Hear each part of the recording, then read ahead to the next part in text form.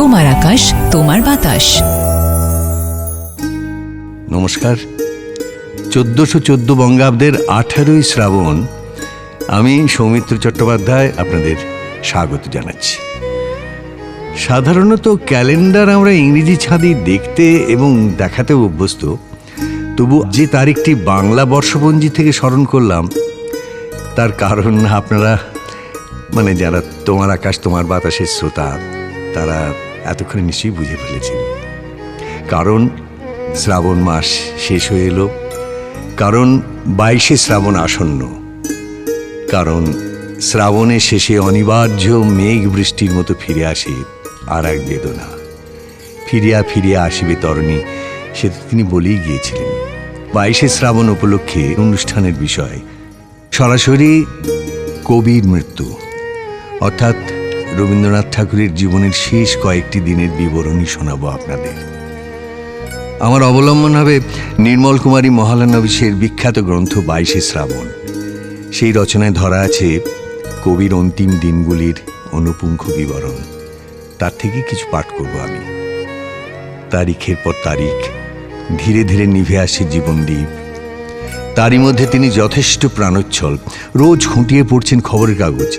দ্বিতীয় বিশ্বযুদ্ধে নাৎসি বাহিনী কিভাবে এগোচ্ছে সেই খবর রাখছেন নিয়মিত। শঙ্কিত হচ্ছেন। মাঝে মাঝে চলছে লেখা। আপনারা জানেন শেষ লেখার আশ্চর্য সব কবিতা তো সেই সময় রচিত হয়েছিল। পাশাপাশি প্রায় ছেলে মানুষের মতো ভয় পাচ্ছেন অশীতিপর কবি। অপারেশন করতে হবে সেই ভয়। হাসি কান্না হীরা পান্না দোলে ভালে, কাঁপে ছন্দে ভালো মন্দ তালে তালে একদিন লিখেছিলেন তো তিনি। আজ সেই রচনায় সত্য হয়ে উঠল তাঁর জীবনে অন্য অর্থে। এইসবের বিবরণেই নির্মল কুমারী মহলানবিশের গ্রন্থে ধরা আছে মৃত্যুর নিপুণ শিল্পের আখ্যান। প্রথম পর্বে সেই আখ্যানই শুনবেন আপনারা।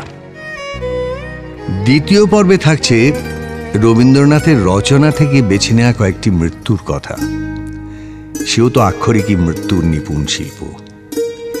সেই সম্ভারে থাকছে কবিতা, যেমন পলাতকার বিনু, থাকছে নাটক যেমন ডাকঘরের অমল, থাকছে উপন্যাস যেমন মালঞ্চর নীরজা, থাকছে গল্প যেমন ছুটির ফটিক। আমরা এবার প্রথম পর্বে আসছি, যেখানে নির্মল কুমারী মহলানবিশের 22শে শ্রাবণ থেকে আমি পাঠ করে শোনাব। প্রথমে পড়ছি তারিখ 7ই জুলাই। সেদিন কি লিখছেন? কবিরাজ কমলাকান্ত ঘোষ মশাই গুরুদেবের ওষুধপত্রের ভার নিয়েছেন, আর আমরা সবাই দিনরাত্রির সেবার ভার পালা করে ভাগ করে নিয়েছি। প্রধান সেবিকা হচ্ছে বুড়ি। সে ভোর 4টেতে এসে দাদামশাইয়ের দিন আরম্ভ করিয়ে দিয়ে 6টার সময় আবার বাড়ি চলে যায়। ওর সঙ্গে ভোরবেলা সুধাকান্তবাবু ডিউটিতে থাকেন। আমি শান্তিনিকেতনে আসার পর থেকে প্রায় এই ভোর 6টা থেকে কবির ঘরে হাজির দিই। তারপর বেলা হলে বুড়ি, বিশু ও বাসন্তী যখন স্নানের আয়োজন ও তেল মালিশ করাতে আসে, তখন চলে গিয়ে আবার কবির খাবার সময় মীরাদি ও প্রতিমাদির সঙ্গে ঘরে এসে ওর খাওয়া দেখি। গল্প গুজব হাসি ঠাট্টা ভুলিয়ে ভুলিয়ে একটু বেশি খাওয়ানো যায় কিনা সকলেরই তখন সেই চেষ্টা। কবির দিদিমণি তাকে খাওয়ায়, আমরা সবাই শুধু দর্শক। বুড়িকে আজকাল থেকে থেকে বৃদ্ধা বলে ডাকেন। হয় দিদিমণি নয় বৃদ্ধা। বুড়ি ডাক একেবারেই বন্ধ। সুধাকান্তবাবুর নাম হয়েছে বল্ডউইন, টাকমাতা বলে। আজকে যখন ঘরে এসেছি হঠাৎ বললেন, খবরু এসছে? খবরু? আমি হকচকিয়ে চেয়ে রয়েছি দেখে বুঝতে পেরেছেন আমার কথাটা বোধগম্য হয়নি। আরে খবরুকে জানো না? এবার আমি আন্দাজ করতে পেরে হো হো করে হেসে উঠেছি, সঙ্গে ওর নিজেরও হাসি। আমি বললাম, আজকাল খবরের কাগজের যে নামকরণ হয়েছে তা কি করে জানবো? না, খবরও এখনো আসেনি। রুগীর ঘরে নিরানন্দ ভাব এমনি করে সর্বদাই হাসি তামাশায় হালকা করে দিচ্ছেন। খবরের কাগজ এলে এনে দিলাম। দেখি একমাত্র ইন্টারেস্ট যুদ্ধের খবরে, অর্থাৎ জার্মানরা কেবলই এগোচ্ছে না রাশিয়ানরা কোথাও ওদের ঠেকাতে পারছে। যেদিন দেখেন জার্মানদের অগ্রগতিতে একটু বাধা পড়েছে, সেদিন মুখের কাছে কাগজখানা ধরে প্রথম লাইন থেকে শেষ লাইন পর্যন্ত খুঁটিয়ে পড়েন। আর যেদিন বড় বড় হেডলাইনে লেখা থাকে জার্মান সৈন্য আজ এত মাইল সাফল্যের সঙ্গে এগিয়ে গেছে, সেদিন কাগজখানা হাতে নিয়ে ওই হেডলাইনটা পড়া হলেই ছুঁড়ে মাটিতে ফেলে দেন। হয়ে গেছে, নিয়ে যাও। সেদিন অনেকক্ষণ মুখখানা ভার থাকে। মনে ভাবি, খবরের কাগজ না পড়লেই বা কী হয়? একে তো এই শরীর, তার উপর মন খারাপ হলে যে আরও শরীর খারাপ হবে। কিন্তু ওর মতো লোকের মন কি জগতের দুঃখ বেদনা সম্বন্ধে অসাড় হয়ে যেতে পারে?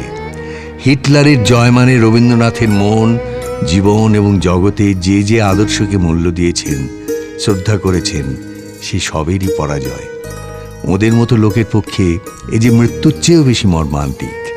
কাজেই জগতে আজ কি ঘটছে সে সম্বন্ধে তো উদাসীন থাকতে পারেন না। তাই সকাল হলেই খবরটা চাই। আপনারা এইটুকু শুনতে শুনতেই নিশ্চয়ই বুঝতে পেরেছেন যে সেই সময় কোভিড চিকিৎসা নিয়ে নানা রকম টানপোড়েন চলেছে। একদিকে শল্য চিকিৎসার আয়োজন করা হচ্ছে, অন্যদিকে কবিরাজি চলছে। এই সমস্তর মধ্যে দিয়ে আরও কয়েকটা দিন গড়িয়ে গেল। এলো 16ই জুলাই। সেদিন কি ঘটছে সেটা এবার পড়ছি। ডাক্তাররা আজ রোগীকে দেখে স্থির করবেন এখনই অপারেশন হবে কি না। ডাক্তাররা আসছেন শুনে কবি আমাকে বললেন, দেখো আমি আজ কি করবো জানো? ওরা যখন আমার পেট টিপবে আমি বলবো যে কোথাও লাগছে না। শুনে আমার মনে হলো যে একেবারে ছোট ছেলে হয়ে গেছেন আজকাল। ডাক্তারের দল এসে পৌঁছলেন। তাদের সবাইকে কবির ঘরে নিয়ে যাওয়া হলো। সবাই চুপ, খালি বিধানবাবুই কথা বললেন দলপতি হয়ে। দেখুন, আমরা আজ এসেছি আপনাকে বলতে যে আপনার এখন শরীরটা আগের চেয়ে একটু ভালো আছে। কাজেই এখনই অপারেশনটা করিয়ে ফেলা ভালো। তাতে আপনার এই যে জ্বর আর খাবারে অরুচি এবং অন্যান্য উপসর্গ সব চলে যাবে। আপনি আবার বেশ সুস্থ বোধ করবেন। কেন? আমি তো আজকাল আগের চেয়ে বেশি খাচ্ছি। আস্তে আস্তে তাইতেই তো শরীরে জোর পাবো। বিধানবাবু বললেন, শুধু তো খাওয়া না, আরও তো নানা রকম উপসর্গ আছে। এ তো কিছু শক্ত অপারেশন নয়, ওটা করিয়ে ফেলাই ভালো। তাতে দেখবেন আপনার শরীরের সব কষ্ট গ্লানি এখন যা অনুভব করছেন চলে যাবে। ইন্দুবাবু এ কথা সায় দিলেন, কিন্তু ললিতবাবু চুপ করে গম্ভীর হয়ে বসে রইলেন। বিধানবাবু ললিতবাবুর দিকে চেয়ে বললেন, কি, কবে অপারেশন করবে? ললিতবাবু বললেন, যেদিন তোমরা বলবে। কবি আর কিছু বললেন না। ডাক্তাররা নিচে নেমে গেলেন। রথিবাবুর সঙ্গে বিধানবাবুদের আলাপ আলোচনা করে স্থির হলো যে অপারেশন এই মাসের শেষেই করিয়ে ফেলতে হবে। তার জন্য এখন থেকেই সব আয়োজন শুরু করা দরকার। কবিরাজ কমলাকান্ত ঘোষ একটু ক্ষুণ্ণ হয়ে আমাকে বললেন, আমাদের একটু সময় দিলেন না এরা? এই কদিনের ওষুধেই তো উনি একটু ভালো আছেন আজকাল। খাওয়া তো সামান্য বেড়েছে, জ্বরও একটু কম এবং নাড়িও আগের চেয়ে ভালো। তবু কেন ওরা মনে করছেন যে এখনই অস্ত্রোপচারটা করা দরকার? এ প্রশ্নের উত্তর আমি কিরকম করে দেব? কবি আজ সারাদিন খুব ম্রিয়মান। সন্ধেবেলা আমি যখন তাঁর কাছে বসে রয়েছি, প্রতিমা দিয়ে এলেন অন্যদিনের মতো হাতটা টিপে দেবার জন্যে। তাকে দেখি বললেন, মামনি, আজ সব ঠিক হয়ে গেল। এরা আমাকে কাটবেই, কিছুতেই ছাড়বে না। সঙ্গে সঙ্গে চোখ দিয়ে জল ঝরে পড়ল। প্রতিমাদি স্তব্ধ হয়ে বসে কচি ছেলের মা যেমন করে সান্ত্বনা দেন তেমনি করে কবির গায়ে হাতে হাত বুলিয়ে দিতে লাগলেন। আমি শুধু বললাম, ওরা তো বললেন খুবই সোজা অপারেশন, কাজে কিচ্ছু হবে না। এই কথায় কোনো জবাব না দিয়ে চুপ করে রইলেন। বুঝলাম কিসে ওকে বেশি বেদনা দিচ্ছে। মৃত্যু ভয়ে উনি বিচলিত হননি, কারণ অনেক দিন বলেছেন আর কদিনই বা বাকি আছে। এই কটা দিন দিক না আমাকে যেমন আছি তেমনি করে থাকতে। কোনোদিন তো আমাকে যেতেই হবে। কিন্তু আমি কবি, আমার ইচ্ছে কবির মতনই যেতে। সহজেই পৃথিবী থেকে ঝরে পড়তে চাই শুকনো পাতার মতো। যাবার আগে আমাকে নিয়ে টানা ছেঁড়া কেন? জুলাই মাস ফুরিয়ে এলো। কবির শল্য চিকিৎসার আয়োজন চলছে। সেই পর্বে আমরা 24শে জুলাই কি পাচ্ছি দেখি। নির্মল কুমারী লিখছেন, আজ সকাল থেকেই কবি চঞ্চল হয়ে রয়েছেন, কাল রওনা হতে হবে বলে। সবাইকে তাগিদ দিচ্ছেন জিনিসপত্র সব গোছগাছ হলো কিনা। বনমালী হঠাৎ বাড়ি চলে গিয়েছিল, জরুরি চিঠি পেয়ে কয়েকদিন হলো ফিরেছে। তাকে ডেকে বলা হচ্ছে, তুই তো কিছুদিন ছিলি না, জিনিসপত্র কোথায় কি গেছে ঠিক করে দেখে শুনে নিস, কিন্তু আমার যা যা লাগে। ছোট ছেলেরা যেমন কোথাও যাবার আগে একটা উত্তেজনার মধ্যে থাকে, ঠিক সেই রকম ভাব। বিকেলের গাড়িতে রথিবাবু আর অনিল কলকাতা চলে গেলেন, কবি পৌঁছবার আগে এগিয়ে থাকতে। যাবার আগে ওরা গুরুদেবের সঙ্গে দেখা করে গেলেন। অনিল প্রণাম করে বললেন, গুরুদেব, আপনার জন্য গাড়ির ব্যবস্থা করতে যাচ্ছি। গাড়ির ব্যবস্থা না মারবার ব্যবস্থা করতে যাচ্ছ? ছি ছি ছি গুরুদেব, এ কি অন্যায় কথা, এরকম কথা বলা আপনার মোটেই উচিত নয়, ইত্যাদি বলে খুব আপত্তি জানালেন। কবি হেসে বললেন, বাঙাল ঠাট্টাও বোঝে না। রোগীকে ক্লান্ত করা হবে বলে এতদিন আশ্রমবাসী সকলেই গুরুদেবকে দেখার ইচ্ছে দমন করে এসেছিলেন। এমনকি তাদের মধ্যে যারা কবির নিকটতম তারাও আসতেন না ওর দুর্বলতার উপর পাছে ক্লান্তির বোঝা চাপে। আজ কিন্তু একেবারে উপরের স্তরের যারা তারা না এসে পারলেন না। সন্ধ্যের পর নন্দলাল বাবু, ক্ষিতিমোহন বাবু এবং ওই রকম 2-4 জন এলেন কবিকে প্রণাম করতে। উনি খুব খুশি সকলকে দেখে। সন্ধেবেলা সেলুন নিয়ে মিস্টার ঘোষ পৌঁছেছেন, সঙ্গে জ্যোতি দাদা। নিবারণবাবু স্টেশনে রয়ে গেলেন, জ্যোতি দাদা উদয়নে এসেছেন। পরের দিন রবীন্দ্রনাথের শেষ দিন শান্তিনিকেতনে আশ্রম ছেড়ে চলে আসবেন এবং জানি না তিনি কি বুঝতে পেরেছিলেন যে গ্রাম ছাড়া ওই রাঙামাটির পথে কোনোদিনই তার আর ফেরা হবে না। সেদিনের যে বর্ণনা 25শে জুলাই সেটি পড়ছি। ভোর 4টের সময় কবির ঘরে গিয়ে দেখি তখনই তিনি পোশাক পরে একেবারে তৈরি হয়ে পূব দিকের জানলার কাছে বসে আছেন। একটু পরেই আশ্রমে ছেলেমেয়ের দল এদিন আজি কোন ঘরে গো খুলে দিল দ্বার, আজি প্রাতে সূর্য ওঠা সফল হলো কার গান করতে করতে উদয়নের ফটক পার হয়ে লাল কাঁকরের রাস্তা বেয়ে এসে কবির জানলার নিচে দাঁড়ালো। তিনি জানলার ধারে বসে বসে তার ছেলে মেয়েদের কাছ থেকে সঙ্গীতের অর্ঘ্য গ্রহণ করলেন। আজ তিনি একটু পরেই বিদায় নিয়ে যাবেন। কেউ জানে না আবার এই আশ্রমে ফিরবেন কি ফিরবেন না। সকলের মনই আজ ব্যাকুল। ভোরবেলাকার বৈতালিকের মধ্যেও সেই ব্যাকুলতা ধরা পড়ল। ক্রমে যাত্রার সময় এগিয়ে এলো। প্রতিমাদির এত জ্বর যে একবার উঠে প্রণাম করে যাওয়ারও শক্তি নেই। ঠিক রওনা হবার সময় ছেলেমেয়েরা আবার গান ধরল, আমাদের শান্তিনিকেতন সব হতে আপন। তখনও ভাবিনি যে এই তাদের শেষ গান শোনানো গুরুদেবকে। কবি স্ট্রেচারের হাতলের উপর ভর করে গালের নিচে হাত দিয়ে চশমা চোখে আধশোয়া হয়ে আশ্রমের চারিদিক দেখতে দেখতে চলেছেন। এই ছবিটা চোখে রয়ে গিয়েছে। চালক ইচ্ছে করেই বোধহয় আশ্রমের ভিতর দিয়ে গাড়িখানা নিয়ে এলো যাতে গুরুদেব যাওয়ার পথে সবকিছু দেখে যেতে পারেন। অনেক দিন ঘর থেকে বেরোননি, আশ্রমের চেহারাও তিনি দেখেননি। রাস্তার দুধারে এখানে সেখানে গ্রামের লোকেরা হাত জোড় করে দাঁড়িয়ে আছে। কবির গাড়ি তাদের সামনে দিয়ে যাওয়ার সময় তারা নীরবে জোড় হাত দুখানা কপালে ঠেকিয়ে গুরুদেবকে বিদায় অভিনন্দন জানালো। কোনো রকম চিৎকার নয়, জয়ধ্বনি নয়, একেবারে স্তব্ধ গম্ভীর শ্রদ্ধা নিবেদন। কবিকে সেলুনে তোলা হলো। মিসেস ঘোষের সেলুনে একটা বসবার কামরা আর তার পাশে শোবার ঘর। প্রথমে কবি বসবার ঘরের চেয়ারে বসে জানলা দিয়ে চেয়ে চেয়ে দেখলেন। অজয় নদী পার হওয়ার সময় বুড়ি বলল, দাদামশাই অজয় পার হচ্ছ। বললেন, কতদিন পরে দেখলুম নদীটাকে। দেখতে দেখতে অপারেশনের দিন এগিয়ে এলো, 30শে জুলাই। কবিকে কিন্তু জানানো হয়নি যে ঠিক কোন দিন অপারেশন হবে। সম্ভবত তিনি অপারেশনটাকে ভয় পাচ্ছিলেন বলেই হয়তো। আমরা দেখি নির্মল কুমারী 30শে জুলাই কি লিখছেন। আজ সকালে অপারেশন, তাই দুজনেই ভোরে গিয়েছিলাম জোড়াসাঁকোয়। কবির ঘরের পিছনে পূব দিকের বারান্দায় অপারেশনের আয়োজন। সকাল থেকেই সকলে ব্যস্ত হয়ে এটা ওটা জোগাড় করছে। অপারেশন টেবিল আড়াল করে সাদা কাপড়ের পর্দা টাঙানো হয়েছে। সব কিছু আয়োজন প্রস্তুত, কিন্তু কবি কিছুই জানেন না। আজই তাকে বড় খোঁচাটা সহ্য করতে হবে। আজও তিনি জ্যোতি দাদাকে জিজ্ঞাসা করেছেন, ব্যাপারটা কবে করছো তোমরা? শুনলাম জ্যোতি দাদা বলেছেন, এই কাল কি পরশু, এখনো ঠিক হয়নি। ললিতবাবু যেদিন ভালো বুঝবেন সেই দিনই হবে। আমরা গিয়ে শুনি সেদিন সকালেও আর একটা কবিতা রচনা করেছে। রানী কলমে ধরে নিয়েছে। আমরা ঘরে ঢুকে সামনে যেতেই বললেন, কি হে প্রশান্ত, আজকের কাগজে যুদ্ধের খবরটা কি? উনি বললেন, একটু যেন খবর ভালো। আজকের কাগজ পড়ে তো মনে হচ্ছে যে রাশিয়ান সৈন্য জার্মানদের একটু ঠেকাতে পেরেছে, অত তাড়াতাড়ি আর এগোতে পারছে না। শুনে কবির মুখ খুশিতে উজ্জ্বল হয়ে উঠল। বললেন, পারবে পারবে, ওরাই পারবে। ভারী অহংকার হয়েছে হিটলারের। গোয়েরিং গোয়েরিং, এখন দেখুক গোয়েরিং কি হয়, দুশ্মনরা।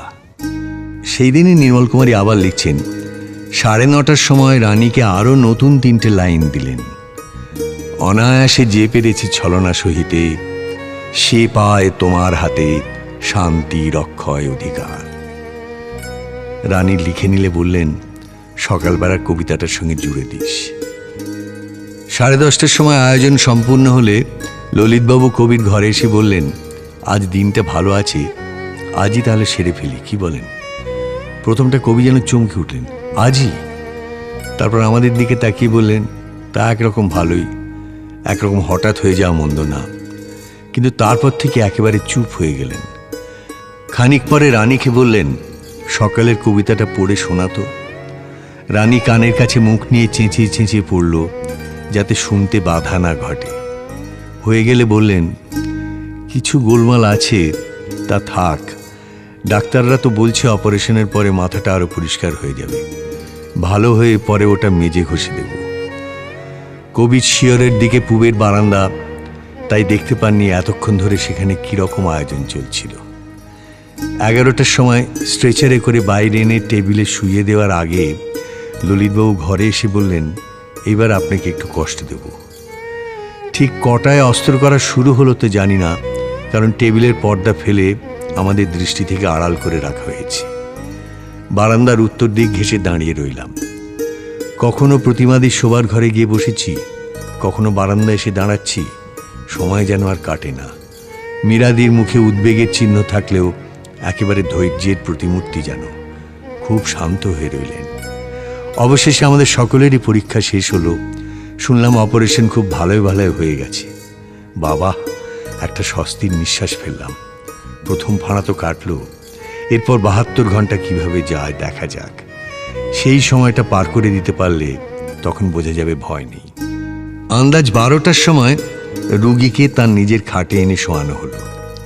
আমি আর আমার স্বামী খাটের পাশে গিয়ে দাঁড়ালাম। আমাকে দেখি বিরক্ত মুখে বললেন, জ্যোতি মিথ্যে কথা বলেছে। কেন বলেছিল যে কিচ্ছু লাগবে না? আমার খুব লেগেছে। এত কষ্ট হচ্ছিল যে আমি জোর করে ঠোঁট টিপে চোখ বুজে পড়ে রইলুম, পাছে আমার মুখ দিয়ে কোনো রকম আর্তনাদ বেরিয়ে যায়। বলতে বলতে চোখ দিয়ে জল গড়িয়ে পড়ল। এসে গেল আগস্ট মাস, 1 তারিখ। অস্ত্রোপচার হয়ে গেছে এবং তা ভালোভাবেই হয়েছে, সে তো আপনারা শুনলেন, নির্মল কুমারী লিখেছেন। কিন্তু এটাও তো শুনলেন যে 72 ঘন্টা না গেলে ঠিকঠাক বলা যাচ্ছে না যে সেই অস্ত্রোপচারের ফল কি হলো শেষ পর্যন্ত। এবং ওই 1 আগস্টই মোটামুটি বোঝা গেল যে ফল সম্ভবত খুব ভালো হয়নি, কোথাও কোথাও কিছু গোলমাল রয়েছে। সেদিন নির্মল কুমারী লিখছেন, আজ খবর পেলাম দুপুরবেলা থেকে হিক্কা আরম্ভ হয়েছে, বড্ড কষ্ট পাচ্ছেন। সন্ধেবেলা কবির খাটের পাশে গিয়ে দাঁড়াতেই আমার দিকে চেয়ে বললেন, একটা কিছু করো, তুমি তো হেড নার্স, দেখতে পাচ্ছ না কীরকম কষ্ট পাচ্ছি, বলো তোমার দাদাকে কিছু একটা ব্যবস্থা করতে। কাছেই সুধাকান্তবাবু দাঁড়িয়েছিলেন, বললেন, এইমাত্র তো ইন্দুবাবু দেখে ওষুধ দিয়ে গেলেন, এটা খেলেই কমে যাবে। খুব বিরক্ত হয়ে বললেন, কিচ্ছু কমবে না, ওরা কিচ্ছু বুঝতে পারছে না। আমি তা টের পেয়েছি, কেবল আন্দাজে অন্ধকারে ঢিল ছুঁড়ছে। তুমি আমার কীরকম হেড নার্স, কমাও আমার কষ্ট। মনে মনে নিতান্ত দিশাহারা বোধ করলেও খুব সহজ নিশ্চিন্ত গলায় বললাম, হ্যাঁ, এক্ষুনি হিক্কা থামিয়ে দিচ্ছি, দেখবেন একটু পরই কষ্ট চলে যাবে। মীরাদি ঘরের কাছেই দাঁড়িয়েছিলেন। বললাম, ভাই, একটা বড় এলাচ আর মিছরি গুঁড়ো করে একসঙ্গে মিশিয়ে দাও না। ছোট কবিরাজ মশাই একদিন বলেছিলেন হিক্কা থামাবার কতগুলো উপায়, এলাচ গুঁড়ো আর মিছরি তার মধ্যে একটা। মীরাদি তাড়াতাড়ি আমার হাতে মিছরি এলাচ গুঁড়ো এনে দিলেন। সুধাকান্তবাবু বললেন, ওদের এত রকম ওষুধে কিছু হলো না, আর আপনি এলাচ খাইয়ে হিক্কা থামিয়ে দেবেন? বললাম, দেখি না চেষ্টা করে। 4-5 বার এলাচ মিছরি দেওয়ার পর হিক্কা থেমে গেল। 5ই আগস্ট নির্মল কুমারী লিখছেন, আজ আর কোনো সাড়া শব্দ নেই, একেবারে আচ্ছন্ন, অচৈতন্য। ডাকলেও কোনো রকম চেতনার আভাস নেই। রথিবাবু আজ যেন একেবারে ভেঙে পড়েছেন। বিকেলে বিধানবাবুর সঙ্গে মেজমামা এলেন। তখনও বেশ রোদ রয়েছে। কবির মুখে পড়েছে পশ্চিমের আলো। চোখ দুটো আধ খোলা, কিন্তু কোনো জ্যোতি নেই। অজ্ঞান মানুষের মতো দৃষ্টি। পশ্চিমের বারান্দা দিয়ে ঢোকবার আগেই কবিকে পরিষ্কার দেখা যায়। আগে ঢুকলেন মেজমামা, পিছনে বিধানবাবু। খাটের কাছে দাঁড়ালেও রোগীর কোনো সাড়া শব্দ নেই। আমরা অনেকেই কাছাকাছি ঘিরে দাঁড়িয়েছি। বিধানবাবু আমাকে বললেন, একবার ডাকো তো, দেখি জ্ঞান আছে কিনা। কানের কাছে মুখ নিয়ে গিয়ে চেঁচিয়ে বললাম, একটু জল খাবেন? কোনো সাড়া নেই। আবার যেই বলেছি, শুনছেন, একটু জল খাবেন, অমনি যেন চমকে উঠলেন। হ্যাঁ, কিন্তু সে কেবল এক মুহূর্তের জন্যে। আবার সে অসাড় অচৈতন্য অবস্থা। বিধানবাবু আমাকে বললেন, দাও তো মুখে একটু জল, দেখি খেতে পারেন কিনা। ওষুধ খাওয়ার গিলাসে জল নিয়ে একটু একটু ঢেলে দিলাম। খানিকটা পেটে গেল, খানিকটা বাইরে গড়িয়ে পড়ল। বিধানবাবু বললেন, থাক, হয়েছে। দেখতে দেখতে এগিয়ে এলো সেই অন্তিম দিন, 22শে শ্রাবণ। নির্মল কুমারী লিখছেন, কবি পূব শিয়রি হয়ে শোয়া। আমি পায়ের কাছে একটা মোড়ায় দেওয়ালে ঠেস দিয়ে বসেছি। মুখের দিকে চেয়ে চেয়ে দেখছি আর পায়ে হাত বুলিয়ে দিচ্ছি। আস্তে আস্তে আকাশ স্বচ্ছ হয়ে আসতে লাগলো। বরাবর এর অনেক আগেই বিছানায় বালিশগুলো উঁচু করে দিয়ে উঠিয়ে বসাবার হুকুম হতো। আজ আর পূব দিকে মুখ ফিরিয়ে দেবার তাগিদ নেই। ঘরে কে আসছে কে যাচ্ছে কিছুই যেন নজরে পড়ছে না। চেয়ে আছে এক দৃষ্টি মুখের দিকে, আর কতক্ষণই বা আমাকে দেখতে পাবো। অমিতা খাটের পাশে দাঁড়িয়ে কবির ঠোঁটে একটু করে জল দিচ্ছেন আর কানের কাছে মুখ দিয়ে শান্তম শিবম অদ্বৈতম মন্ত্র উচ্চারণ করছেন। যদি জ্ঞান থাকে তাহলে উনি যেন তার প্রতিদিনের ধ্যানের মন্ত্র শুনতে পান। বেলা বাড়বার সঙ্গে সঙ্গে বাড়িতে লোক ধরে না। সকাল 7টার সময় রামানন্দবাবু খাটের পাশে দাঁড়িয়ে প্রার্থনা করলেন। শাস্ত্রী মশাই, পণ্ডিত বিধুশেখর শাস্ত্রী, পায়ের দিকে মাটিতে বসে পিতা নহসি মন্ত্র পাঠ করলেন। শেষ রাত্রি থেকেই ব্রহ্মসঙ্গীত কানে আসছে। কে কে গাইছেন জানি না। পূবের আকাশে আলোতে ঝলমল, কিন্তু সে আলো আজ দেখতে পাচ্ছি না। ঘন অন্ধকারের আড়াল পড়েছে যেন চোখের পর্দায়। কবির পায়ের উপরে হাত রেখে মনে মনে ক্রমাগত তমসো মা জ্যোতির্গময় মন্ত্র উচ্চারণ করছি। আমাদের জীবনের আলো যে আজ নিভে গেল। মন তাই বলছে, এ অন্ধকার পার হব কেমন করে? ব্রাহ্ম সমাজে জন্মেছি, প্রতিদিনের প্রার্থনায় বলেছি তমসো মা জ্যোতির্গময়, কিন্তু এমন সত্য করে এ মন্ত্র এর আগে কখনো উচ্চারণ করিনি। আপনারা তো শুনেছেন যে নির্মল কুমারীর ইচ্ছে ছিল যে যে কথা তিনি কবিকে দিয়েছিলেন শেষ পর্যন্ত পাশে থাকবেন, সেই পাশে থাকার, কিন্তু সেটা আর হয়ে ওঠেনি। একটা ফোন এসেছিল তার বাড়ি থেকে। এরকম একটা খবর পেয়ে তাকে তক্ষুনি ছুটে যেতে হয়েছিল বরানগরে তাদের গুপ্ত নিবাসের বাড়িতে। বোধ করি অধ্যাপক প্রশান্ত চন্দ্র মহানবিশ অসুস্থ, গুরুতর অসুস্থ, এইরকম একটা ফোন ভেবে। কিন্তু সেখানে গিয়ে শুনলেন যে সেখান থেকে কোনো ফোন যায়নি। তিনি তৎক্ষণাৎ আবার ফিরে এলেন জোড়াসাঁকোতে এবং সেই ব্যাপারে লিখছেন, জোড়াসাঁকোর আঙিনাতে নেবে দেখি জনসমুদ্র পার হয়ে উপরে যাওয়া অসম্ভব। ও বাড়ির অন্যান্য অংশও চিনি বলে অন্য রাস্তায় সহজে উপরে উঠতে পারলাম। ঘরের ভিতরে পৌঁছবার কয়েক সেকেন্ড আগেই শেষ নিঃশ্বাস থেমে গেছে। ভাগ্যের এই কি নিদারুণ চক্রান্ত! তার কাছে যে সত্য করেছিলাম, এত প্রাণপণ চেষ্টা করেও তা পালন করতে পারলাম না। আমার কথার উপরে তার খুব বিশ্বাস ছিল, সেই জন্য এটা বারে বারে মনে খোঁচা দিচ্ছে। আজ কোথায় গেল তার বিশ্বাস? অমিতা আমাকে বলল, আর একটু আগে এসো, আপনি যদি পৌঁছতে পারতেন। ঠিক শেষ মুহূর্তের আগে ডান হাতখানা কাঁপতে কাঁপতে উপরে তুলে কপালে ঠেকা দিয়ে হাত পড়ে গেল। একটু পরে সেবক সেবিকা ছাড়া আর সবাইকে ঘর থেকে চলে যেতে বলা হলো। গুরুদেবকে স্নান করানো, সাজিয়ে দেবার কাজ এখনো যে বাকি আছে সেবা তো সমাপ্ত হয়নি। যখন স্নান করানো হচ্ছে, নিচের জনতার মধ্যে একদল উপরে এসে বাইরে থেকে টান মেরে দরজার ছিটকিনি খুলে ঘরে ঢুকে পড়ল। কি দারুণ অপমান কবির চৈতন্যহারা এই দেহটার! যে মানুষ এত স্পর্শকাতর ছিল, যে মানুষ বাইরের লোকের সামনে নিজের ব্যক্তিগত প্রয়োজনের কথা কখনো প্রকাশ করতে পারতেন না, সেই মানুষের আত্মাহীন দেহখানা অসহায়ভাবে জনতার কৌতূহলী দৃষ্টির সামনে পড়ে রইল। তাড়াতাড়ি তাকে ঢাকা দিয়ে সুরেনবাবুরা সবাইকে ঠেলে বাইরে বের করে দিয়ে আবার দরজা বন্ধ করলেন। এক একটা দরজায় এক একজন পাহারা। ভিতর থেকে দরজায় ছিটকিনি সত্ত্বেও হাত দিয়ে ঠেলে ধরে রাখা হয়েছে। তবু বাইরে থেকে প্রাণপণ ঝাঁকানি আর উন্মত্ত চিৎকার, দরজা খুলে দিন, আমরা দেখব। জনতার উন্মত্ত কোলাহল সমুদ্র গর্জনের মতো কানে আসছে। ঘরের মধ্যে অপরিসীম শান্তি বিরাজমান। কবি চিরনিদ্রায় মগ্ন। মুখের দিকে চেয়ে দেখলাম, সেই শান্ত সমাহিত মুখশ্রীতে দেহের কোনো কষ্টের চিহ্ন মাত্র নেই। কি দারুণ অপমান কবির চৈতন্যহারা এই দেহটার! যে মানুষ এত স্পর্শকাতর ছিলেন, যে মানুষ বাইরের লোকের সামনে নিজের ব্যক্তিগত প্রয়োজনের কথা কখনো প্রকাশ করতে পারতেন না, সেই মানুষের আত্মাহীন দেহখানা অসহায়ভাবে জনতার কৌতূহলী দৃষ্টির সামনে পড়ে রইল। এইরকম যখন অবসন্নভাবে বসে রয়েছি, হাবলু এসে আমাকে বলেনি, হাবলু হচ্ছেন প্রদ্যোৎ কুমার সেন, শান্তিনিকেতনের প্রাক্তন ছাত্র।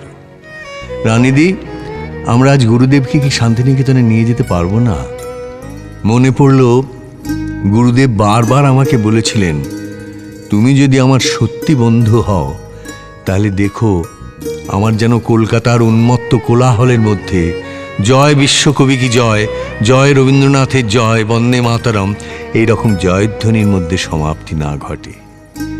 আমি যেতে চাই শান্তিনিকেতনের উদার মাঠের মধ্যে, উন্মুক্ত আকাশের তলায়, আমার ছেলে মেয়েদের মাঝখানে।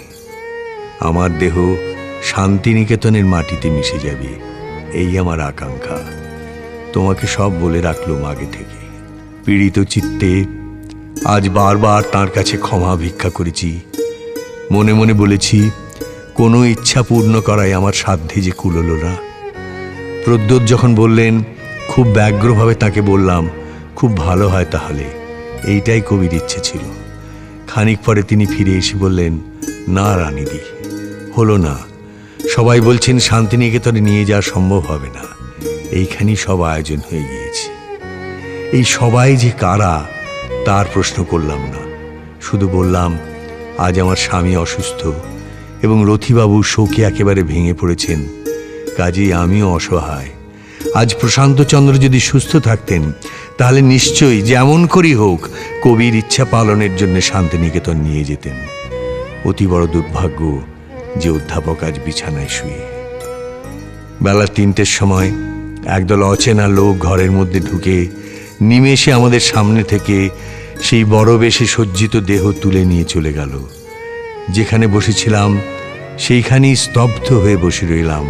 শুধু কানে আসতে লাগলো, জয় বিশ্বকবির জয়, জয় রবীন্দ্রনাথের জয়, বন্দে মাতরম। অনুষ্ঠানের দ্বিতীয় পর্বে পৌঁছেছি আমরা। সেই পর্বে আপনারা জানেন থাকবে রবি ঠাকুরের লেখা থেকে বেছে নেওয়া বিশেষ কিছু মৃত্যু মুহূর্ত। শুরুতে একটি কবিতা, পলাতকা কাব্যের ফাঁকি। বিনুর বয়স 23 তখন। রোগে ধরল তারে, ওষুধে ডাক্তারে ব্যাধির চেয়ে আধি হলো বড়। নানা ছাপের জমল শিশি, নানা মাপের কৌটো হলো জড়ো। বছর দেড়েক চিকিৎসাতে করলে যখন অস্থি জড়ো জড়ো, তখন বললে হাওয়া বদল করো। এই সুযোগে বিনু এবার চাপল প্রথম রেলের গাড়ি। বিয়ের পরে ছাড়ল প্রথম শ্বশুর বাড়ি। নিবিড় ঘন পরিবারের আড়ালে আবডালে মোদের হতো দেখাশুনো ভাঙা লয়ের তালে। মিলন ছিল ছাড়া ছাড়া, চাপা হাসি, টুকরো কথার নানান জোড়া তাড়া। আজকে হঠাৎ ধরিত্রীতার আকাশ ভরা সকল আলো ধরে বরবধূরে নীলে বরণ করে। রোগা মুখের মস্ত বড় দুটি চোখে বিনুর যেন নতুন করে শুভ দৃষ্টি হলো নতুন লোকে। রেল লাইনের ওপার থেকে কাঙাল যখন ফেরে ভিক্ষা হেঁকে, বিনু আপন বাক্স খুলে টাকা শিকে যা হাতে পায়ে তুলে কাগজ দিয়ে মুড়ে দেয় সে ছুঁড়ে ছুঁড়ে। সবার দুঃখ দূর না হলে পরে আনন্দ তার আপনারই ভার বইবে কেমন করে। সংসারের ওই ভাঙা ঘাটের কিনার হতে আজ আমাদের ভাসান যেন চিরপ্রেমের স্রোতে। তাই যেন আজ দানে ধ্যানে ভরতে হবে সেই যাত্রাটি বিশ্বের কল্যাণী। বিনুর মনে জাগছে বারে বার, নিখিলে আজ একলা শুধু আমি কেবল তার, কেউ কোথা নেই আর, শ্বশুর ভাসুর সামনে পিছে ডাইনে বাঁয়ে। সেই কথাটা মনে করে পুলক দিল গায়ে। বিলাসপুরের স্টেশনে বদল হবে গাড়ি, তাড়াতাড়ি নামতে হলো। 6 ঘন্টা কাল থামতে হবে যাত্রীশালায়।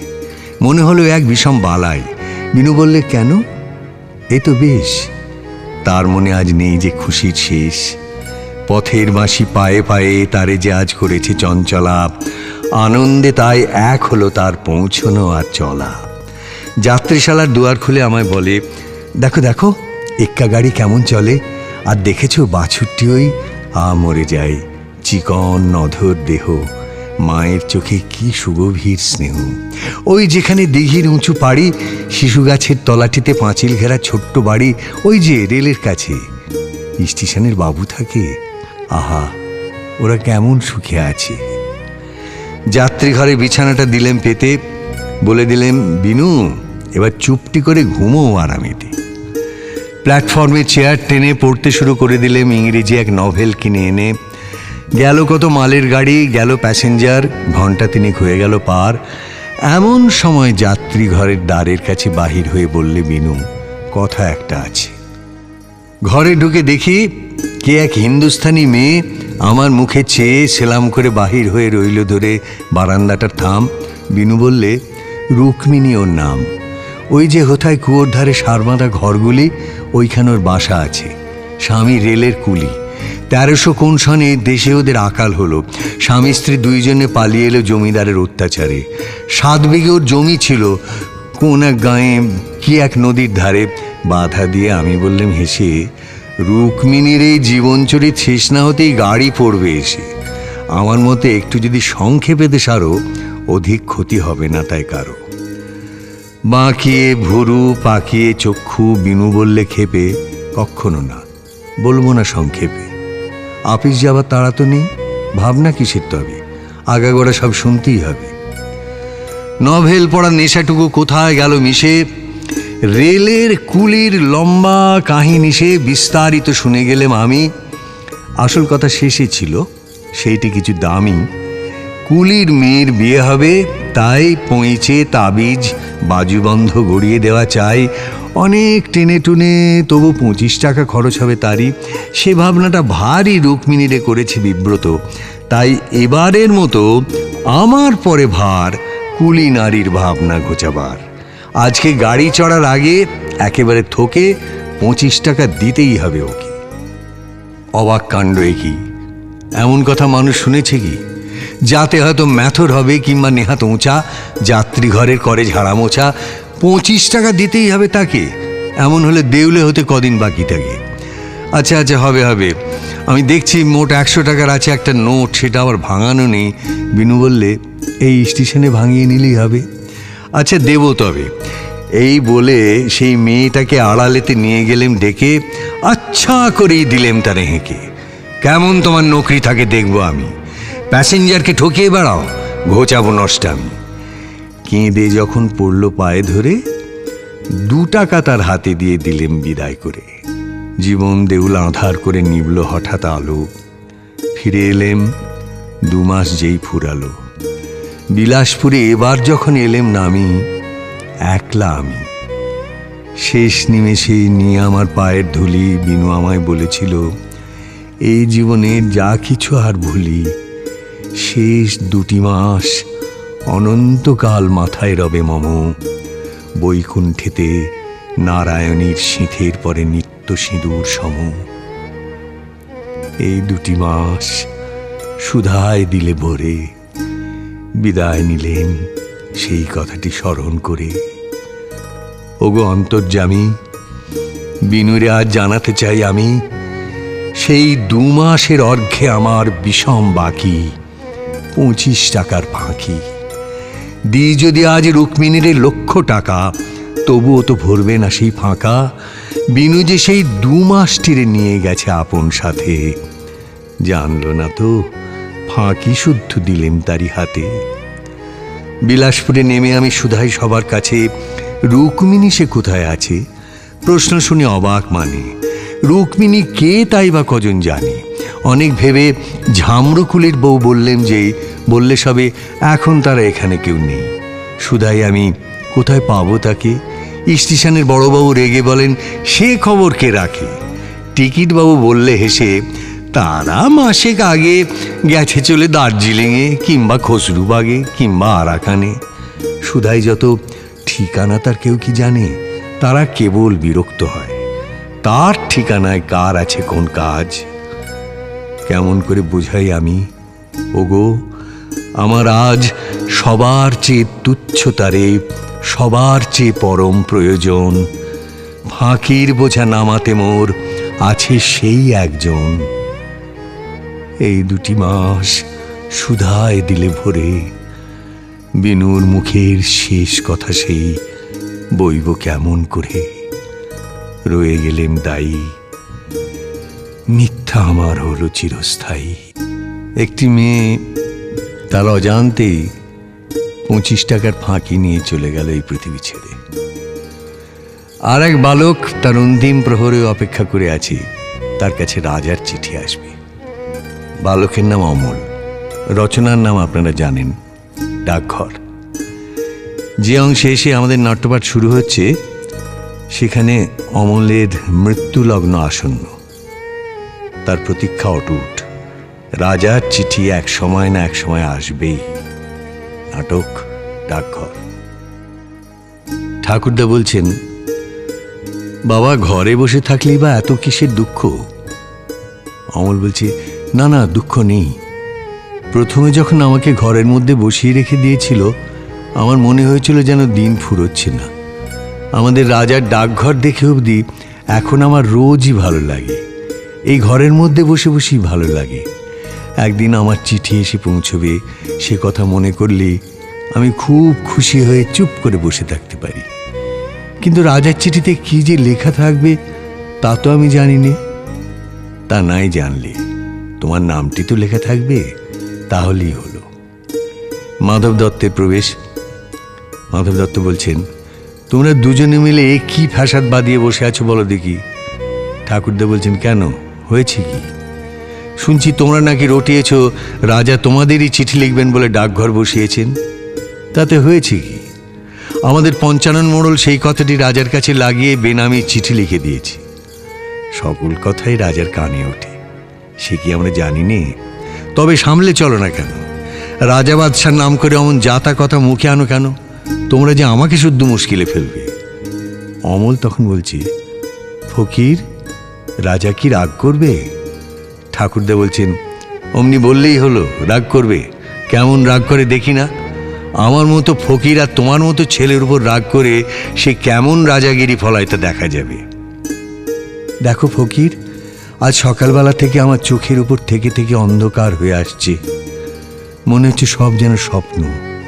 একেবারে চুপ করে থাকতে ইচ্ছে করছে, কথা কইতে আর ইচ্ছে করছে না। রাজার চিঠি কি আসবে না? এখনই এই ঘর যদি সব মিলিয়ে যায়, যদি। ঠাকুরদা অমলকে বাতাস করিতে করিতে, আসবে, চিঠি আজই আসবে। কবিরাজের প্রবেশ। আজ কেমন ঠেকছে? অমল বলছি, কবিরাজ মশাই, আজ খুব ভালো বোধ হচ্ছে। মনে হচ্ছে যেন সব বেদনা চলে গেছে। কবিরাজ জনান্তিকে মাধব দত্তের প্রতি, ওই হাসিটি তো ভালো ঠেকছে না। ওই যে বলছে খুব ভালো বোধ হচ্ছে, ওইটাই হলো খারাপ লক্ষণ। আমাদের চক্রধর দত্ত বলছেন, মাধব দত্ত বলছে, দোহাই কবিরাজ মশাই, চক্রধর দত্তের কথা রেখে দিন, এখন বলুন ব্যাপারখানা কি। কবিরাজ বলছেন, বোধ হচ্ছে আর ধরে রাখা যাবে না। আমি তো নিষেধ করে গিয়েছিলাম, কিন্তু বোধ হচ্ছে বাইরের হাওয়া লেগেছে।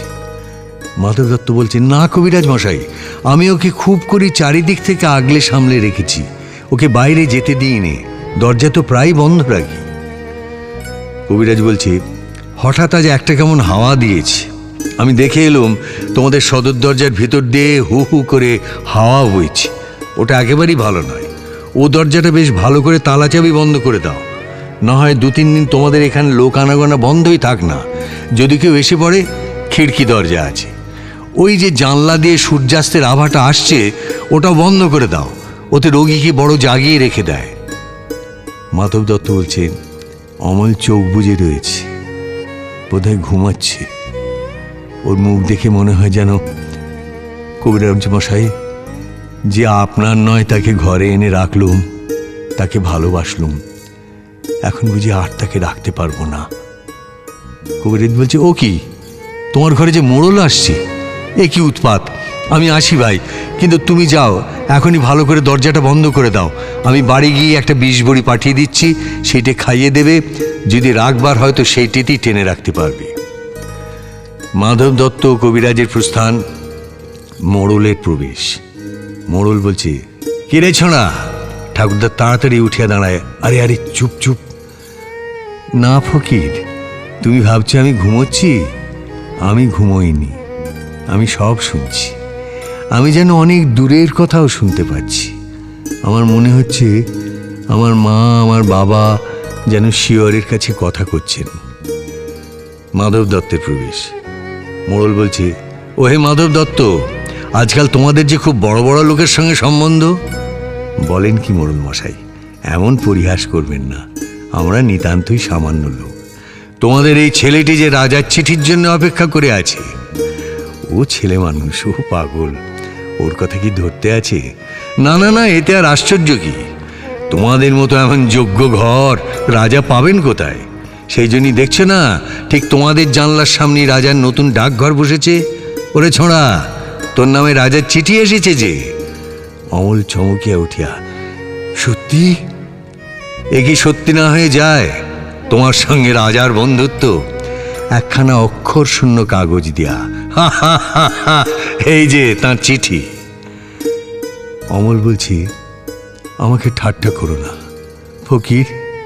ফকির, তুমি বলো না, এই কি সত্যি তার চিঠি? হ্যাঁ বাবা, আমি ফকির তোমাকে বলছি, এই সত্য তার চিঠি। কিন্তু আমি যে এতে কিছুই দেখতে পাচ্ছি না। আমার চোখে আজ সব সাদা হয়ে গেছে।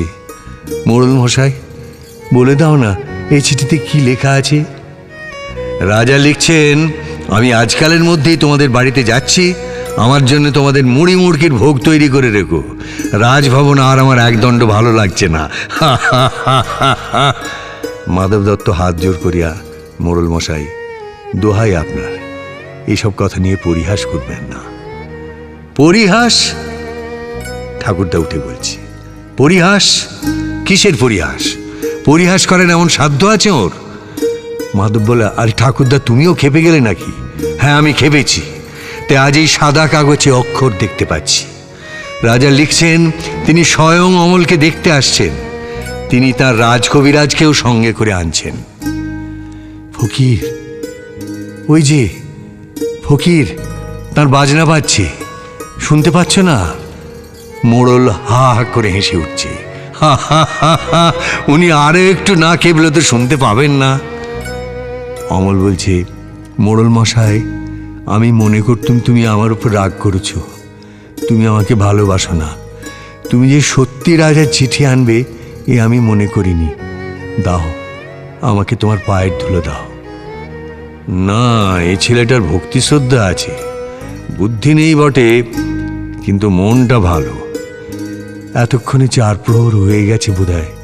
ওই যে ঢং ঢং ঢং ঢং ঢং ঢং, সন্ধ্যা তারা কি উঠেছে ফকির? আমি কেন দেখতে পাচ্ছি নে? ঠাকুরদা বলছি, ওরা যে জানলা বন্ধ করে দিয়েছে, আমি খুলে দিচ্ছি। বাহিরে দ্বারে আঘাত। মাধব দত্ত বলছে, ও কি, ও কে, এ কি উৎপাত? বাহির হইতে, খোলো দ্বার। মাধব দত্ত, কে তোমরা? বাহির হইতে, খোলো দ্বার। মাধব দত্ত, মোড়ল মশাই, এ তো ডাকাত নয়। মোড়ল বলছে, কে রে? আমি পঞ্চানন মোড়ল, তোদের মনে ভয় নেই নাকি? দেখো একবার, শব্দ থেমেছে। পঞ্চাননের আওয়াজ পেলে আর রক্ষা নেই, যত বড় ডাকাতি হোক না। মাধব দত্ত জানলা দিয়া মুখ বাড়াইয়া দ্বার যে ভেঙে ফেলেছে, তাই আর শব্দ নেই। রাজদূতের প্রবেশ। রাজদূত: মহারাজ আজ রাত্রে আসবে। মোড়ল: কি সর্বনাশ! কত রাত্রে দূত? কত রাত্রে? আজ 2 প্রহর রাত্রে। যখন আমার বন্ধু প্রহরী নগরের সিংহদ্বারে ঘণ্টা বাজাবে, ঢং ঢং ঢং ঢং ঢং ঢং, তখন, হ্যাঁ তখন রাজা তাঁর বালক বন্ধুটিকে দেখবার জন্যে তার সকলের চেয়ে বড় কবিরাজকে পাঠিয়েছেন। রাজকবিরাজের প্রবেশ। রাজকবিরাজ: এ কি? চারিদিকে সমস্তই যে বন্ধ। খুলে দাও, খুলে দাও, যত দ্বার জানলা আছে সব খুলে দাও। অমলের গায়ে হাত দেয়া: বাবা, কেমন বোধ করছো? খুব ভালো, খুব ভালো কবিরাজ মশাই। আমার আর কোনো অসুখ নেই, কোনো বেদনা নেই। আহ, সব খুলে দিয়েছে, সব তারাগুলি দেখতে পাচ্ছি, অন্ধকারের ওপারকার সব তারা। অর্ধরাত্রে যখন রাজা আসবেন, তখন তুমি বিছানা ছেড়ে উঠে তার সঙ্গে বেরোতে পারবে? পারবো, আমি পারবো। বেরোতে পারলে আমি বাঁচি। আমি রাজাকে বলবো, এই অন্ধকার আকাশে ধ্রুব তারাটিকে দেখিয়ে দাও। আমি সে তারা বোধহয় কতবার দেখেছি, কিন্তু সে যে কোনটা সে তো আমি চিনি নে। তিনি সব চিনিয়ে দেবেন। মাধবের প্রতি বলছেন, এই ঘরটি রাজার আগমনের জন্যে পরিষ্কার করে ফুল দিয়ে সাজিয়ে রাখো। মোড়লকে নির্দেশ করিয়া, ওই লোকটিকে তো এই ঘরে রাখা চলবে না। অমল তখন বলছে, না না কবিরাজ মশাই, উনি আমার বন্ধু। তোমরা যখন আসোনি, উনিই আমাকে রাজার চিঠি এনে দিয়েছিলেন। আচ্ছা বাবা, উনি যখন তোমার বন্ধু, তখন উনিও এ ঘরে রইলেন। মাধব দত্ত অমলের কানে কানে বলছে, বাবা, রাজা তোমাকে ভালোবাসেন। তিনি স্বয়ং আজ আসছেন। তার কাছে আজ কিছু প্রার্থনা করো। আমাদের অবস্থা তো ভালো নয়, জানো তো সব। সে আমি সব ঠিক করে রেখেছি পিসেমশাই, সে তোমার কোনো ভাবনা নেই। কি ঠিক করেছো বাবা? আমি তার কাছে চাইব তিনি যেন আমাকে তাঁর ডাকঘরের হরকরা করে দেন। আমি দেশে দেশে ঘরে ঘরে তাঁর চিঠি বিলি করব। মাধব দত্ত ললাটে করাঘাত করিয়া, হায় আমার কপাল! পিসেমশাই, রাজা আসবেন, তার জন্য কি ভোগ তৈরি রাখবে? দুধ বলে, তিনি বলে দিয়েছেন তোমাদের এখানে তার মুড়ি মুড়কির ভোগ হবে। মুড়ি মুড়কি? মোড়ল মশাই, তুমি তো আগেই বলে দিয়েছিলে রাজার সব খবরই তুমি জানো, আমরা তো কিছুই জানতুম না। মোড়ল বলছে, আমার বাড়িতে যদি লোক পাঠিয়ে দাও, তাহলে রাজার জন্য ভালো ভালো কিছু। রাজকবিরাজ বলছে, কোনো দরকার নেই, এইবার তোমরা সকলে স্থির হও। এলো এলো, ওর ঘুম এলো। আমি বালকের শিয়রের কাছে বসবো, ওর ঘুম আসছে। প্রদীপের আলো নিভিয়ে দাও, এখন আকাশের তারাটি থেকে আলো আসুক। ওর ঘুম এসেছে। মাধব দত্ত ঠাকুরদার প্রতি, ঠাকুরদা, তুমি এমন মূর্তিটির মতো হাত জোড় করে নীরব হয়ে আছে কেন? আমার কেমন ভয় হচ্ছে। এ যা দেখছি, এসব কি ভালো লক্ষণ? এরা আমার ঘর অন্ধকার করে দিচ্ছে কেন? তারার আলোতে আমার কি হবে? ঠাকুরদা শুধু বলেন, চুপ করো অবিশ্বাসী, কথা কয়ো না। সুধার প্রবেশ। অমল! রাজকবিরাজ বলেন, ও ঘুমিয়ে পড়েছে। আমি যে ওর জন্য ফুল এনেছি, ওর হাতে কি দিতে পারবো না? আচ্ছা, দাও তোমার ফুল। ও কখন জাগবে? এখনই, যখন রাজা এসোকে ডাকবেন, তখন তোমরা ওকে একটি কথা কানে কানে বলে দেবে। কি বলবো? বলো যে সুধা তোমাকে ভোলেনি। এর পরের কাহিনী মালঞ্চ।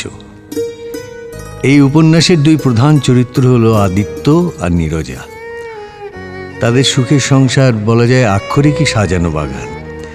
সেই আশ্চর্য উদ্যানই স্বামী স্ত্রীর যোগসূত্র।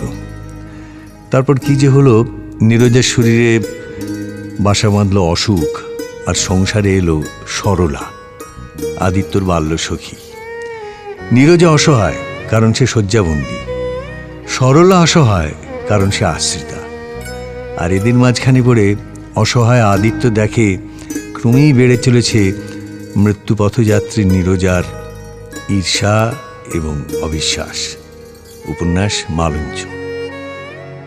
আদিত্য একটা পেয়ালায় ওষুধ নিয়ে ঘরে এসে প্রবেশ করলে। নীরজা বললে, এ আবার কি? আদিত্য বললে, ডাক্তার বলে গেছে ঘন্টায় ঘন্টায় ওষুধ খাওয়াতে হবে। ওষুধ খাওয়াবার জন্য বুঝি আর পাড়ায় লোক জুটল না? না হয় দিনের বেলাকার জন্য একজন নার্স রেখে দাও না, যদি মনে এতই উদ্বেগ থাকে। সেবার ছলে কাছে আসবার সুযোগ যদি পাই, ছাড়বো কেন? তার চেয়ে কোনো সুযোগে তোমার বাগানের কাজে যদি যাও তো ঢের বেশি খুশি হব। আমি পড়ে আছি, আর দিনে দিনে বাগান যে নষ্ট হয়ে যাচ্ছে। হোক না নষ্ট, সেরে ওঠো আগে, তারপরে সেদিনকার মতো দুজনে মিলে কাজ করব। সরলা চলে গেছে, তুমি একলা পড়েছ, কাজে মন যাচ্ছে না। কিন্তু উপায় কি? তাই বলে লোকসান করতে দিও না। লোকসানের কথা আমি ভাবছি না নীরু। বাগান করাটা যে আমার ব্যবসা, সে কথা এতদিন তুমিই ভুলিয়ে রেখেছিলে। কাজে তাই সুখ ছিল, এখন মন যায় না। অমন করে আক্ষেপ করছো কেন?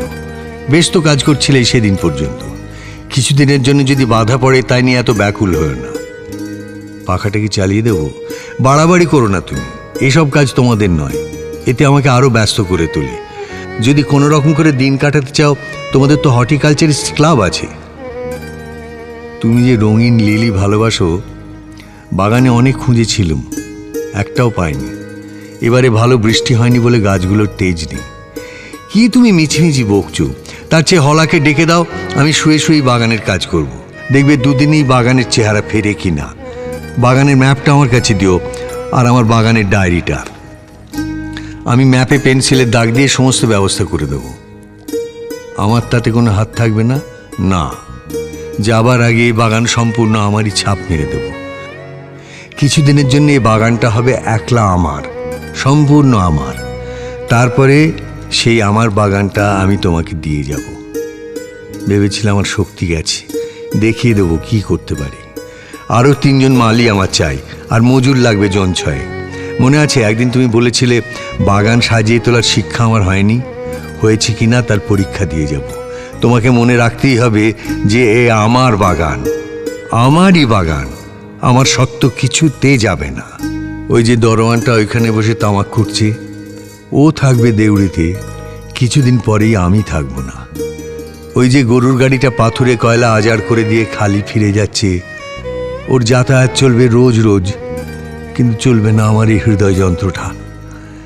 আদিত্যর হাত হঠাৎ জোর করে চেপে ধরলে, বললে একেবারেই থাকবো না, কিচ্ছুই থাকবো না। বলো আমাকে, তুমি তো অনেক বই পড়েছ, বলো না আমাকে সত্যি করে। যাদের বই পড়েছি তাদের বিদ্যে যত দূর, আমারও তত দূর। জমের দরজার কাজটাতে এসে থেমেছি, আর এগোয়নি। বলো না, তুমি কি মনে করো একটুও থাকবো না? এতটুকুও না? এখন আছি, এটাই যদি সম্ভব হয়, তখন থাকবো, সেও সম্ভব, নিশ্চয়ই সম্ভব। ওই বাগানটা সম্ভব, আর আমি হব অসম্ভব? এ হতেই পারে না, কিছুতেই না। সন্ধেবেলায় অমনি করে অস্পষ্ট আলোয় কাকেরা ফিরবে বাসায়, এমনি করেই দুলবে সুপুরি গাছের ডাল ঠিক আমারই চোখের সামনে। সেদিন তুমি মনে রেখো, আমি আছি, আমি আছি, সমস্ত বাগানময় আমি আছি। মনে করে বাতাস যখন তোমার চুল ওড়াচ্ছে, আমার আঙুলের ছোঁয়া আছে তাতে। বলো, মনে করবে? আদিত্যকে বলতে হলো, হ্যাঁ মনে করব, কিন্তু এমন সুরে বলতে পারলে না যাতে তার বিশ্বাসের প্রমাণ হয়। নীরজা অস্থির হয়ে বলে উঠল, তোমাদের বই যারা লেখে ভারিত পণ্ডিত, তারা কিছু জানে না। আমি নিশ্চয় জানি, আমার কথা বিশ্বাস করো। আমি থাকবো, আমি এইখানেই থাকবো, আমি তোমারই কাছে থাকবো। একেবারে স্পষ্ট দেখতে পাচ্ছি। এই তোমাকে বলে যাচ্ছি, কথা দিয়ে যাচ্ছি, তোমার বাগানের গাছপালা সমস্তই আমি দেখব, যেমন আগে দেখতুম তার চেয়ে অনেক ভালো করে দেখব। কাউকে দরকার হবে না, কাউকে না। বিছানায় শুয়েছিল নীরজা, উঠে বালিশে ঠেসান দিয়ে বসলো। বললে, আমাকে দয়া করো, দয়া করো, তোমাকে এত ভালোবাসি সেই কথা মনে করে আমাকে দয়া করো। এতদিন তুমি আমাকে যেমন আদরে স্থান দিয়েছ তোমার ঘরে, সেদিনও তেমনি করে স্থান দিও। ঋতুতে ঋতুতে তোমার যে সব ফুল ফুটবে তেমনি করেই মনে মনে তুলে দিও আমার হাতে। যদি নিষ্ঠুর হও তুমি, তাহলে তো এখানে আমি থাকতে পারবো না। আমার বাগান যদি কেড়ে নাও, তাহলে হাওয়ায় হাওয়ায় কোন শূন্যে আমি ভেসে বেড়াবো। নীরজার দুই চক্ষু দিয়ে জল ঝরে পড়তে লাগলো। একটু শান্ত হলে পর বললে, সরলার উপর অন্যায় করেছি, তোমার পায়ে ধরে বলছি আর অন্যায় করব না। যা হয়েছে তার জন্য আমাকে মাফ করো, কিন্তু আমাকে ভালোবাসো, ভালোবাসো তুমি। যা চাও আমি সব করব। আদিত্য বললে, শরীরের সঙ্গে সঙ্গে মন ছিল অসুস্থ নিরু, তাই নিজেকে মিথ্যা পীড়ন করেছ। শোনো বলি, কাল রাত্রি থেকে বারবার পণ করেছি, এবার দেখা হলে নির্মল মনে ওকে বুকে টেনে নেব আপন বোনের মতো। তুমি আমাকে এই শেষ প্রতিজ্ঞা রক্ষায় সাহায্য করো। বলো, আমি তোমার ভালোবাসা থেকে বঞ্চিত হব না, তাহলে সবাইকে আমার ভালোবাসা দিয়ে যেতে পারবো। রাত্রি তখন 9টা। নীরজার ঘরের কোণে ক্ষীণ আলোতে জ্বলছে একটা মোমের বাতি। বাতাসে দোলন চাঁপার গন্ধ। খোলা জানালার থেকে দেখা যায় বাগানের গাছগুলোর পুঞ্জীভূত কালিমা, আর তার উপরের আকাশে কালপুরুষের নক্ষত্র শ্রেণী। রোগী ঘুমোচ্ছে আশঙ্কা করে সরলাকে দরজার কাছে রেখে আদিত্য ধীরে ধীরে এলো নীরজার বিছানার কাছে। আদিত্য দেখলে ঠোঁট নড়ছে, যেন নিঃশব্দে কি জপ করছে। জ্ঞানে অজ্ঞানে জড়িত বিহ্বল মুখ। কানের কাছে মাথা নামিয়ে আদিত্য বললে, সরলা এসেছে। চোখ ঈষৎ মেলে নীরজা বললে, তুমি যাও। একবার ডেকে উঠল, ঠাকুরপো। কোথাও সাড়া নেই। সরলা এসে প্রণাম করবার জন্য পায়ে হাত দিতেই যেন বিদ্যুতের আঘাতে ওর সমস্ত শরীর আক্ষিপ্ত হয়ে উঠল। পা দ্রুত আপনি গেল সরে। ভাঙা গলায় বলে উঠল, পারলুম না, পারলুম না, দিতে পারবো না, পারবো না। বলতে বলতে অস্বাভাবিক জোর এলো দেহে। চোখের তারা প্রসারিত হয়ে জ্বলতে লাগলো। চেপে ধরলে সরলার হাত। কণ্ঠস্বর তীক্ষ্ণ হলো। বললে, জায়গা হবে না তোর রাক্ষসী, জায়গা হবে না। আমি থাকবো, থাকবো, থাকবো। হঠাৎ ঢিলে সেমিজ পরা পাণ্ডুবর্ণ শীর্ণ মূর্তি বিছানা ছেড়ে খাড়া হয়ে দাঁড়িয়ে উঠল। অদ্ভুত গলায় বললে, পালা, পালা, পালা এখনই, নইলে দিনে দিনে শেল বিঁধবো তোর বুকে, শুকিয়ে ফেলবো তোর রক্ত। বলি পড়ে গেল মেঝের উপর। গলার শব্দ শুনে আদিত্য ছুটে এলো ঘরে। প্রাণের সমস্ত শক্তি ফুরিয়ে ফেলে দিয়ে নীরজার শেষ কথা তখন স্তব্ধ হয়ে গেছে। শেষ চরিত্রটির নাম ফটিক, ফটিক চক্রবর্তী। গ্রামে বালকদের সর্দার। সেই উদ্দাম স্বাধীনচিত্ত বালক কিভাবে এসে পড়ল মহানগরে ইটকাঠের অরণ্যে, সে বৃত্তান্ত আপনাদের অনেকেরই জানা। গল্পের নাম ছুটি। ঘরের মধ্যে এরূপ অনাদর, ইহার পর আবার হাঁপ ছাড়িবার জায়গা ছিল না। দেয়ালের মধ্যে আটকা পড়িয়া কেবলই তাহার সেই গ্রামের কথা মনে পড়িত। প্রকাণ্ড একটা ঢাউস ঘুড়ি লইয়া বোঁবো শব্দে উড়াইয়া বেড়াইবার সেই মাঠ, তাইরে নাইরে না করিয়া উচ্চৈশ্বরে স্বরচিত রাগিনী আলাপ করিয়া অকর্মণ্যভাবে ঘুরিয়া বেড়াইবার সেই নদী তীর, দিনের মধ্যে যখন তখন ঝাঁপ দিয়া পড়িয়া সাঁতার কাটিবার সেই সংকীর্ণ স্রোতস্বিনী, সেই সব দলবল, উপদ্রব, স্বাধীনতা এবং সর্বোপরি সেই অত্যাচারিণী অবিচারিণী মা অহর্নিশি তাহার নিরুপায় চিত্তকে আকর্ষণ করিত। স্কুল হইতে ফিরিয়া সেই রাত্রে তাহার মাথা ব্যথা করিতে লাগিল এবং গা শিরশির করিয়া আসিল। বুঝিতে পারিল তাহার জ্বর আসিতেছে। বুঝিতে পারিল ব্যাম বাঁধাইলে তাহার মামির প্রতি অত্যন্ত অনর্থক উপদ্রব করা হইবে। মামি এই ব্যামোটাকে যে কিরূপ একটা অকারণ অনাবশ্যক জ্বালাতনের স্বরূপ দেখিবে তাহা সে স্পষ্ট উপলব্ধি করিতে পারিল। রোগের সময় এই অকর্মণ্য অদ্ভুত নির্বোধ বালক পৃথিবীতে নিজের মা ছাড়া আর কাহারও কাছে সেবা পাইতে পারে এরূপ প্রত্যাশা করিতে তাহার লজ্জা বোধ হইতে লাগিল। পরদিন প্রাতঃকালে ফটিককে আর দেখা গেল না। চতুর্দিকে প্রতিবেশীদের ঘরে খোঁজ করিয়া তাহার কোনো সন্ধান পাওয়া গেল না। সেদিন আবার রাত্রি হইতে মুষলধারে শ্রাবণের বৃষ্টি পড়িতেছে, সুতরাং তাহার খোঁজ করিতে লোকজনকে অনর্থক অনেক ভিজিতে হইল। অবশেষে কোথাও না পাইয়া বিশ্বম্ভরবাবু পুলিশে খবর দিলেন। সমস্ত দিনের পর সন্ধ্যার সময় একটা গাড়ি আসিয়া বিজয়বাবুর বাড়ির সম্মুখে দাঁড়াইল। তখনও ঝুপঝুপ করিয়া অবিশ্রান্ত বৃষ্টি পড়িতেছে, রাস্তায় এক হাঁটু জল দাঁড়াইয়া গিয়াছে। দুইজন পুলিশের লোক গাড়ি হইতে ফটিককে ধরাধরি করিয়া নামাইয়া বিজয়বাবুর নিকট উপস্থিত করিল। তাহার আপাদমস্তক ভিজা, সর্বাঙ্গে কাদা, মুখ চক্ষু লোহিত বর্ণ থরথর করিয়া কাঁপিতেছে। বিশ্বম্ভরবাবু প্রায় কোলে করিয়া তাহাকে অন্তঃপুরে লইয়া গেলেন। মামি তাহাকে দেখিয়াই বলিয়া উঠিলেন, কেন বাপু, পরের ছেলেকে নিয়ে কেন এ কর্মভোগ? দাও, ওকে বাড়ি পাঠিয়ে দাও। বাস্তবিক সমস্ত দিন দুশ্চিন্তায় তাহার ভালোরূপ আহারাদি হয় নাই এবং নিজের ছেলেদের সহিত নাহক অনেক খিটিমিটি করিয়াছেন। ফটিক কাঁদিয়া উঠিয়া কহিল, আমি মার কাছে যাচ্ছিলুম, আমাকে ফিরিয়ে এনেছি। বালকের জ্বর অত্যন্ত বাড়িয়া উঠিল। সমস্ত রাত্রি প্রলাপ বকিতে লাগিল। বিশ্বম্ভরবাবু চিকিৎসক লইয়া আসিলেন। ফটিক তাহার রক্তবর্ণ চক্ষু একবার উন্মিলিত করিয়া কড়িকাঠের দিকে হতবুদ্ধিভাবে তাকাইয়া কহিল, মামা, আমার ছুটি হয়েছে কি? বিশ্বম্ভরবাবু রুমাল দিয়া চোখ মুছিয়া সস্নেহে ফটিকের শীর্ণ তপ্ত হাতখানি হাতের উপর তুলিয়া লইয়া তাহার কাছে আসিয়া বসিলেন। ফটিক আবার বিড়বিড় করিয়া বকিতে লাগিল, বলিল, মা, আমাকে মানিস নে মা, সত্যি বলছি আমি কোনো দোষ করিনি। পরদিন দিনের বেলা কিছুক্ষণের জন্য সচেতন হইয়া ফটিক কাহার প্রত্যাশায় ফ্যাল ফ্যাল করিয়া ঘরের চারিদিকে চাহিল। নিরাশ হইয়া আবার নীরবে দেয়ালের দিকে মুখ করিয়া পাশ ফিরিয়া শুইল। বিশ্বম্ভরবাবু তাহার মনের ভাব বুঝিয়া তাহার কানের কাছে মুখ নত করিয়া মৃদুস্বরে কহিলেন, ফটিক, তোর মাকে আনতে পাঠিয়েছি। তাহার পরদিনও কাটিয়া গেল।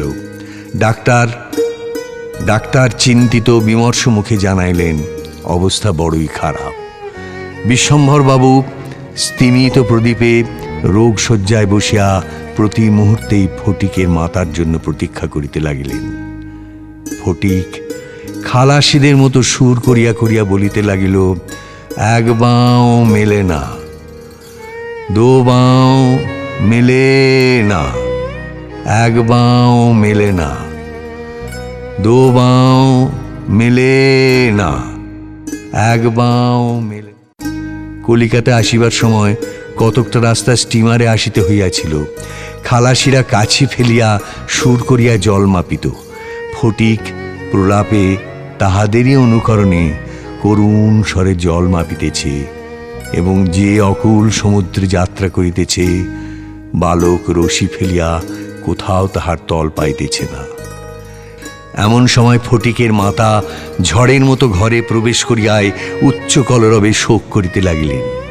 বিশ্বম্ভর বহু কষ্টে তাহার শোকোচ্ছ্বাস নিবৃত্ত করিলে তিনি শয্যার উপর আছাড় খাইয়া পড়িয়া উচ্চ ঈশ্বরে ডাকলেন, ফটিক, সোনা, মানিক আমার। ফটিক যেন অতি সহজেই তাহার উত্তর দিয়া কহিল, হ্যাঁ। মা আবার ডাকলেন, ওরে ফটিক, বাপধন রে। ফটিক আস্তে আস্তে পাশ ফিরিয়া কাহাকেও লক্ষ্য না করিয়া মৃদুস্বরে কহিল, মা, এখন আমার ছুটি হয়েছে মা, এখন আমি বাড়ি যাচ্ছি।